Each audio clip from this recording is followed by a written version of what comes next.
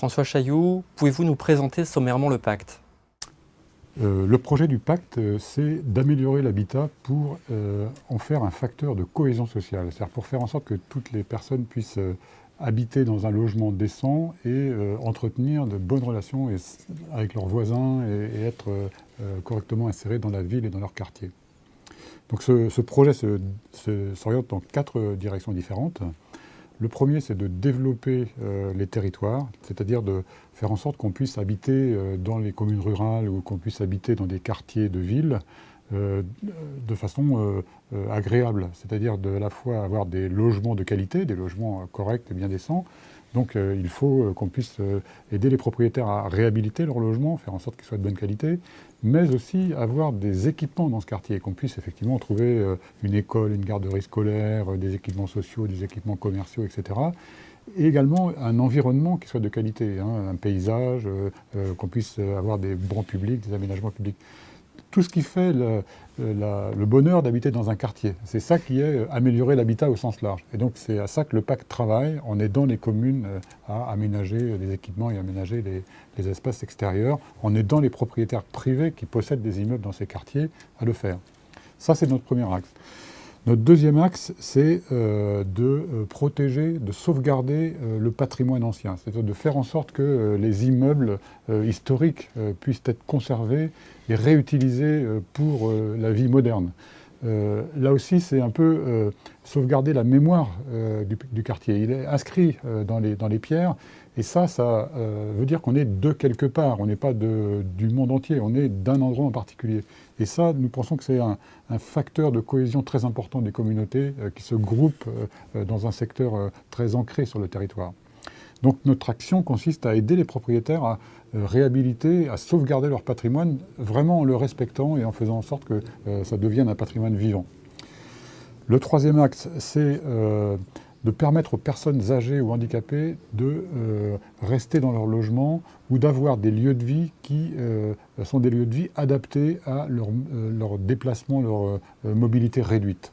Donc pour ça, le pacte intervient sur de très nombreux propriétaires âgés pour adapter leur logement, pour faire en sorte par exemple que la salle d'eau soit plus commode quand on veut s'en servir, pour faire en sorte qu'on puisse franchir un escalier sans difficulté, par exemple en installant un ascenseur, ou encore en créant des équipements pour les personnes qui ne peuvent plus rester chez elles parce qu'elles sont trop dépendantes, pour qu'elles puissent quand même rester dans le quartier. Ça, c'est notre troisième axe. Et enfin, on a toute une partie de notre activité qui a pour but de procurer des logements aux familles défavorisées, c'est-à-dire de faire en sorte que les gens qui sont exclus de la situation du logement, qui soient par exemple expulsés d'un logement HLM, etc., puissent quand même trouver de bonnes conditions de logement. Donc le pacte, pour ça, gère un patrimoine de logements qui sont des maisons individuelles un peu dispersées sur l'ensemble du territoire pour y accueillir des familles défavorisées. Y a-t-il d'autres organismes comme le vôtre ? Alors, effectivement, en France, il existe à peu près dans chaque département un pacte, un organisme pacte, et donc qui sont fédérés au niveau national dans quelque chose qu'il appelle la Fédération des pactes.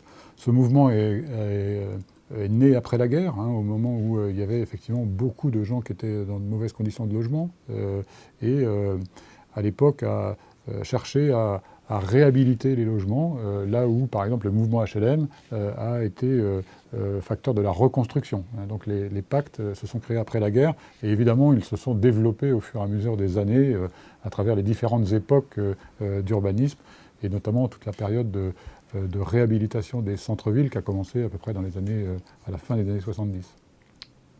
Pouvez-vous me dire comment vivent les pactes ? Alors, nous ne sommes pas des administrations, nous ne dépendons pas ni de l'État, ni du Conseil général, ni des collectivités locales. Nous sommes des associations, c'est-à-dire que, quelque part, nous sommes des entreprises privées. Nous avons la particularité d'être à but non lucratif, c'est-à-dire que les bénéfices que fait le pacte ne sont pas distribués à des actionnaires, pour la bonne raison que nous n'avons pas d'actionnaires.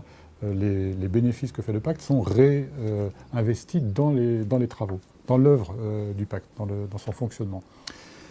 Simplement, donc, ce qui nous différencie de l'entreprise privée, c'est que le but de notre activité, ce n'est pas de dégager des bénéfices pour nos actionnaires. Le but de notre activité, c'est de rendre un service d'intérêt général. Donc on est à mi-chemin entre l'administration et l'entreprise privée, c'est-à-dire une vocation d'intérêt général et un fonctionnement d'entreprise avec une obligation de résultat. C'est-à-dire que ce qui nous fait vivre, c'est des contrats que nous passons avec les personnes à qui nous rendons service, par exemple des communes ou par exemple des particuliers qui veulent faire des travaux dans son logement.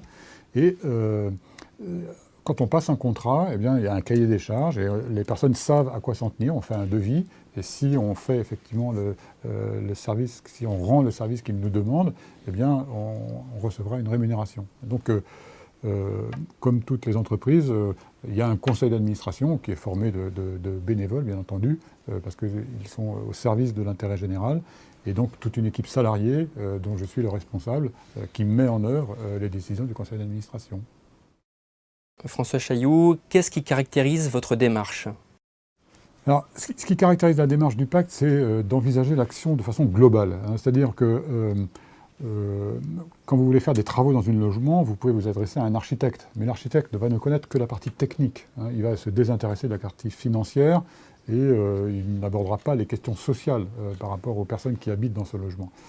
De la même façon, vous pourrez vous adresser à une assistante sociale. Elle va s'intéresser aux questions financières, aux subventions que vous pouvez obtenir, mais elle ne connaît pas la dimension technique du projet. Donc la caractéristique, la démarche du pacte, c'est de prendre en compte la globalité d'un projet, à la fois l'angle technique, mais aussi l'angle financier. Comment finance-t-on les travaux, combien ça coûte et comment on peut faire en sorte que le coût soit abordable et comment on peut financer les travaux dans de bonnes conditions. Et l'aspect social, c'est-à-dire comment on peut, comment on peut adapter le logement en fonction des besoins de l'occupant, y compris les occupants qui sont très dépendants ou très pauvres.